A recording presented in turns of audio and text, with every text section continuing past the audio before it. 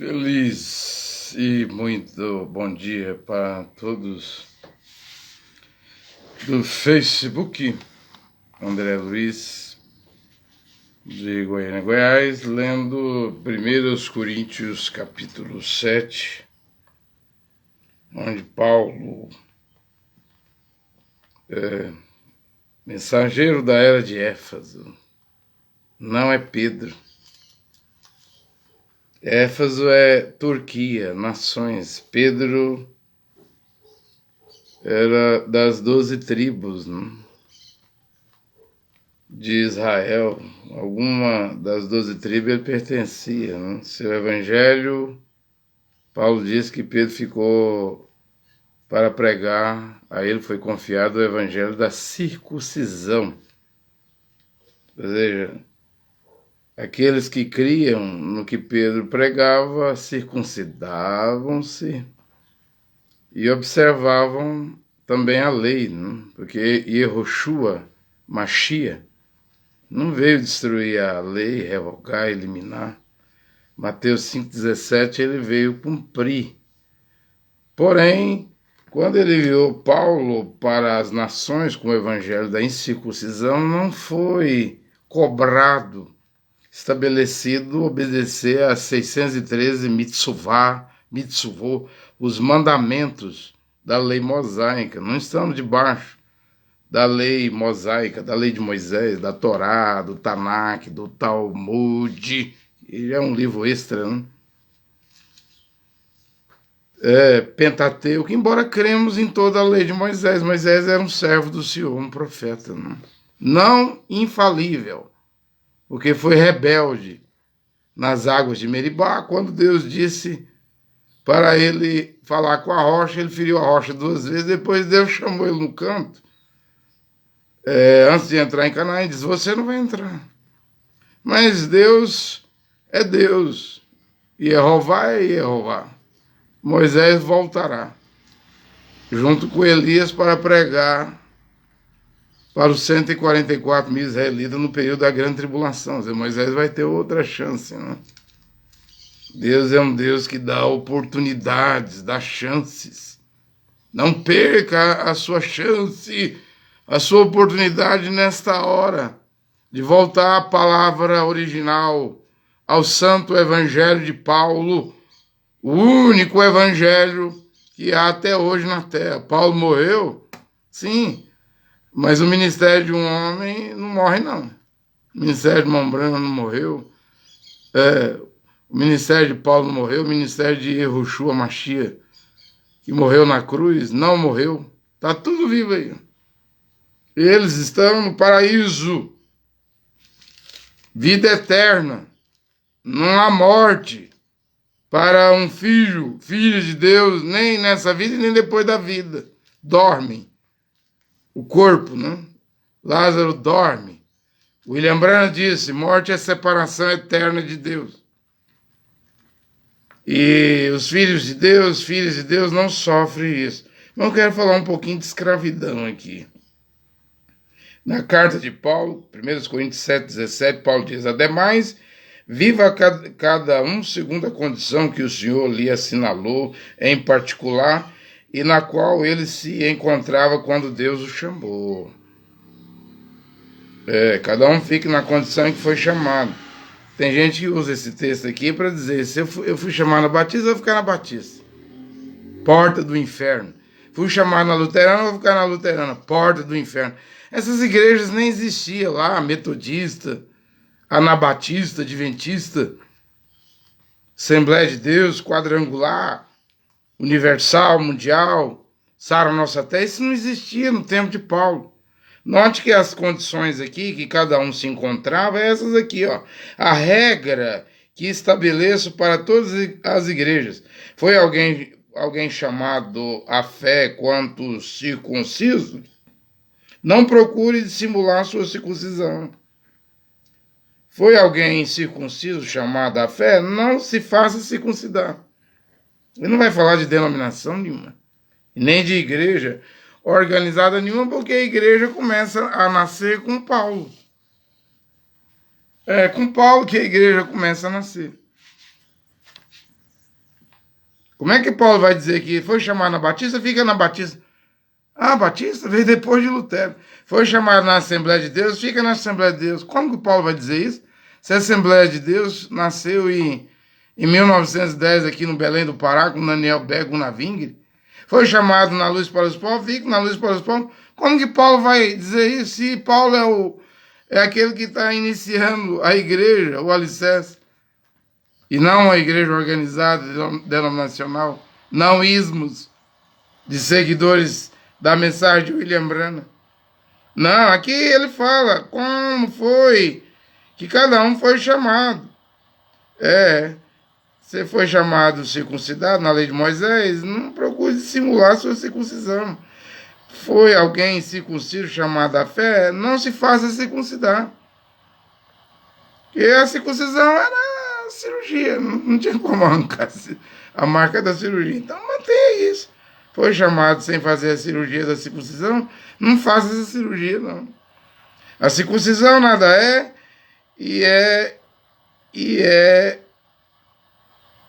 a incircuncisão nada é. Ou seja, tem valor nenhum tá circuncidado ou incircuncidado. Não vale nada. Aqui no tempo da graça, da nova aliança para as nações com Paulo, Paulo diz que não tem valor nenhum. Eu estou lendo a Bíblia. Se você não crê, eu não posso fazer nada. O que vale é a observância dos mandamentos de Deus, dado a Paulo. Recebi o mandamento do Senhor, aqui no verso 10, que o homem não se separe da sua mulher. E se a mulher se separar, não se case de novo. Aí é mandamento, né? Quer dizer, a mulher só pode casar se for viúva. Se ela casar ou se enrolar, emancebar, amigar com outro homem tendo marido vivo, essa mulher é uma adúltera. Agora isso é mandamento. De Moisés? Não, de Paulo. Eu já disse aqui que com Moisés, os seus 5 livros, as suas 613 mitzvot, mandamentos, Moisés partiu, foi sepultado no Monte Nebo, mas para ir para o céu todos tinham que obedecer esta lei, os mandamentos de Moisés. Paulo partiu, tem 2000 anos, mas quem quiser ir para o céu tem que voltar ao evangelho de Paulo. Se um anjo descer do céu pregar evangelho diferente do que eu preguei, Gálatas 1:8, considere uma maldição. O que vale hoje é o que o apóstolo Paulo escreveu como mandamento. Como Moisés deu mandamento na velha aliança, é Paulo que dá mandamentos na nova aliança. E esses profetas que se levantam, essas igrejas, esses estatutos, regulamento interno, RI, essas normas, esses credos, dogmas, você não tem valor nenhum, não. A não ser que você queira ir para o inferno, para o Sheol, a hiena de fogo, o tártaro, os abismos tenebrosos. Você crê nisso aí das igrejas, né? Você vai se perder. Voltemos a Paulo. É isso que o irmão Branham disse que iria acontecer ainda dentro da era de Laodiceia. Vamos voltar a Paulo, mas eu quero chegar aqui na escravidão. O que vale é a observância dos mandamentos de Deus, dado a Paulo. Leia Gálatas capítulo 2, não estamos obrigados a obedecer a lei mosaica, né? Agora é o evangelho de Paulo. Permaneça cada um na condição em que se encontrava quando foi chamado por Deus. Aí ele vai explicar aqui. Era escravo quando fosse chamado? Não te preocupes com isso. Ao contrário, ainda que te pudesse tornar livre, procura antes tirar proveito da tua condição de escravo. Veja, a escravidão existia lá no tempo de Paulo. E eram os brancos. Quem é que não conhece os celtas? Os vikings? Você acha que escravidão só foi de negro? Isso que Cacô está pregando aí, que ele é profeta dos negros, o negro foi escravizado, isso aí é pan-africanismo. Isso aí é para levantar o orgulho dos negros, dizer os negros sofreu na escravidão, agora os negros têm um profeta negro, quem não crê no profeta negro, Cacô Filipe, não pode ser salvo. Isso é orgulho africano. Você não sabe que Israel ficou escravo 430 anos no Egito amassando barro, pior do que negro, que estava trabalhando aqui no Brasil, nos cafezais, engenho de açúcar. Israel fazendo cidades para o faraó. Você não sabe que isso era uma escravidão, não? E o povo judeu cresceu lá no Egito e todo macho que nascia, o faraó determinou jogar dentro da boca dos crocodilos do rio Nilo.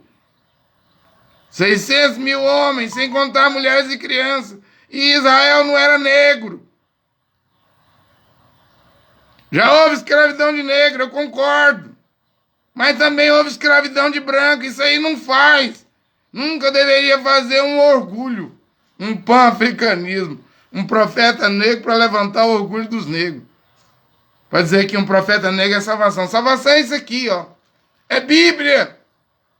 Salvação é a Escritura. O poder de Deus é as Escrituras.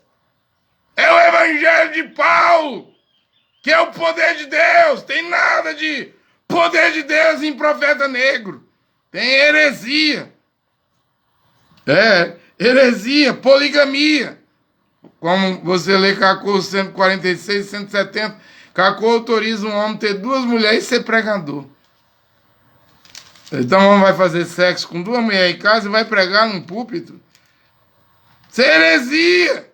Paulo diz que um homem, para ser episcopo, presbítero, pregador, tem que ser casado uma só vez. Vamos voltar à palavra original, a Bíblia. Quer ir para o céu? Caminha a Bíblia. E veja que Onésimo era escravo. Você acha que Onésimo era negro? O escravo de Filemon, que Paulo converteu ele lá, pregou para ele na prisão. Eu vou pagar a dívida de Onésimo. Você acha que ele era negro? Não. Vamos parar com esse negócio de pan-africanismo, orgulho negro, profeta Cacô, profeta negro que salva, que leva para o céu. Isso é heresia, gente. Salvação é obedecer os mandamentos da Escritura. No Velho Testamento era obedecer os mandamentos de Moisés, 613. Aqui hoje obedecer às epístolas de Paulo, o que o apóstolo escreveu. Pois aquele que era escravo, quando foi chamado no Senhor, é liberto pelo Senhor. Quer dizer, se veio na condição de escravo, Paulo diz, não se considera escravo. Sua alma está livre, o corpo está preso ainda, não? Sua alma está livre. Da mesma forma, aquele que era livre, quando foi chamado, é escravo de Cristo. Quer dizer, Paulo colocou a outra situação, né? Ou seja, o romano livre, o grego livre, o bárbaro livre, os homens de outras nações livres. Se você vê Cristo, agora você é um escravo de Cristo. Quer dizer, o corpo está livre, mas sua alma é escrava de Cristo. Paulo está dizendo.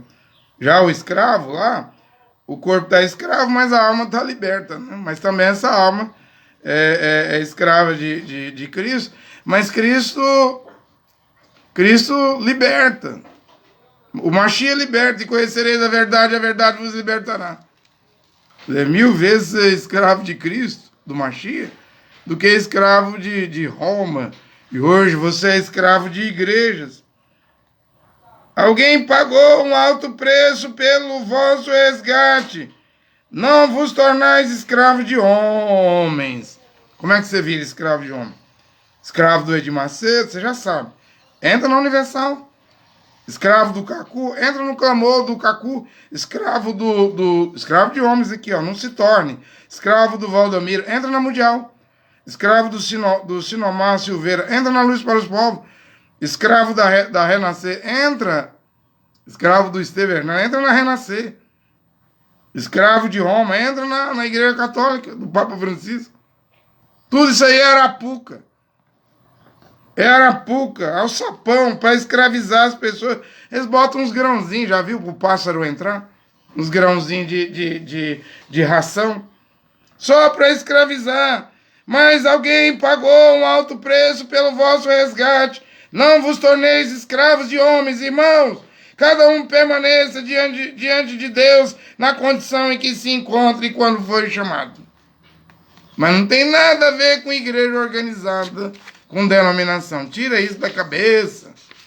Fui chamado na Batista por Deus. Foi nada. E Yoshua diz, eis que estou à porta. Eis que estou à porta e bato. Ou seja, de acordo com as escrituras, ele está fora das igrejas. Hoje, 1000 vezes melhor ficar em casa e obedecer os mandamentos da Bíblia do que estar preso dentro de uma prisão chamada igreja, denominação. Nem Yoshua está aí dentro. Quem tem ouvidos, ouça o que o Espírito diz às igrejas. Quem tem ouvidos, ouça o que o Espírito diz às igrejas. O Espírito diz hoje que Yoshua, o filho de Jeová, o filho do Pai, está fora das igrejas. O Espírito Santo verdadeiro não está aí dentro.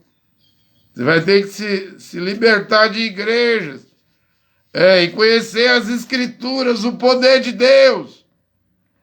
Obedecer os princípios, mandamentos das escrituras do Novo Testamento através de Paulo.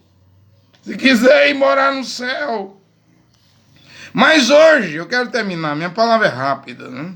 Até porque eu vou trabalhar, né?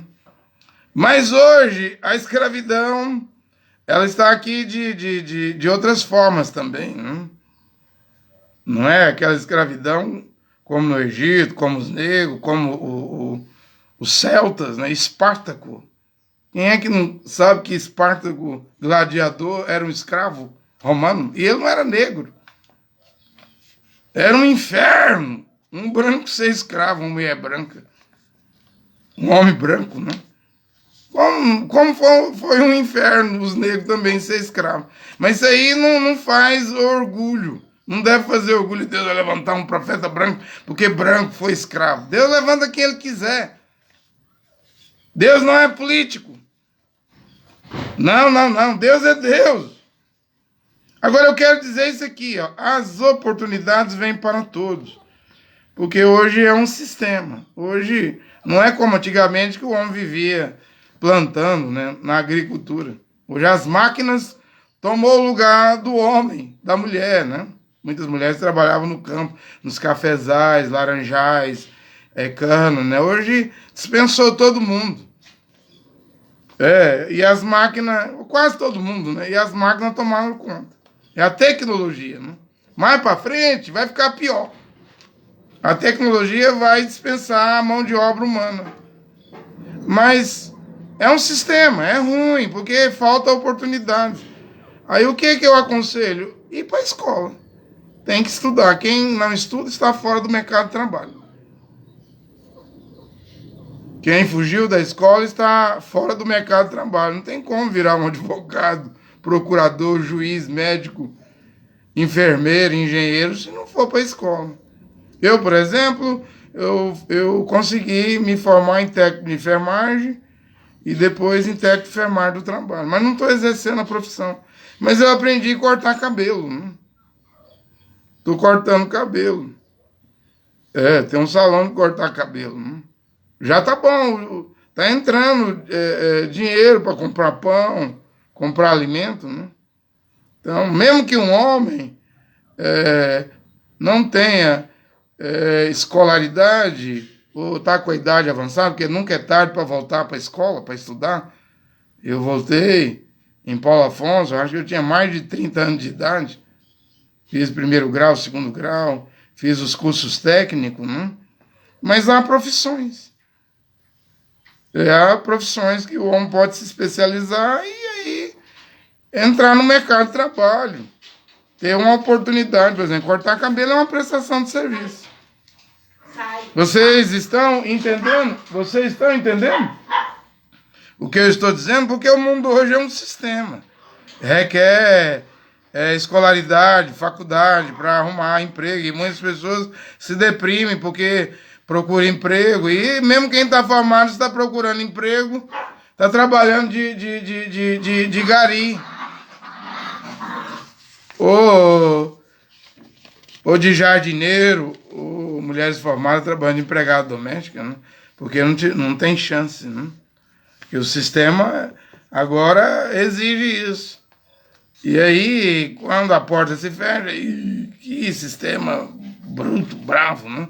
Mas Deus pode dar sabedoria. Eu já disse aqui que a melhor oração, estou terminando minha pregação, é pequenininha. A melhor oração que Deus quer ouvir de um homem é essa: Senhor, quero trabalhar secularmente, quero um emprego, uma profissão, me ajuda. Quero ganhar o pão com o suor do meu rosto.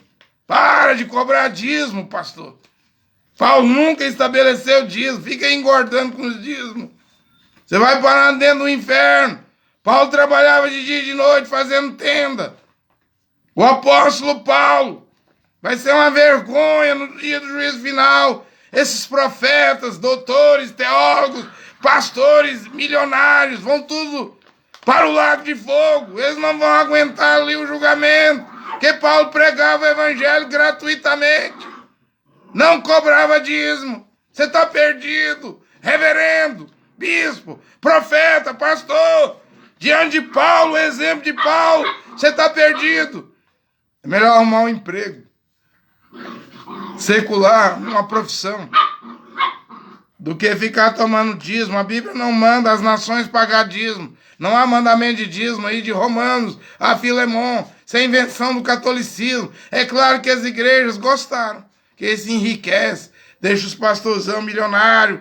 Mas se você quiser ir para o céu, vá cortar cabelo, vá trabalhar de servente, de pedreiro, carpinteiro, arruma uma profissão. Ou então você está perdido. Diante de Paulo, no juízo final, você está perdido. O evangelho de Paulo está voltando. Que Deus abençoe seus filhos e filhas nesta hora. Amém.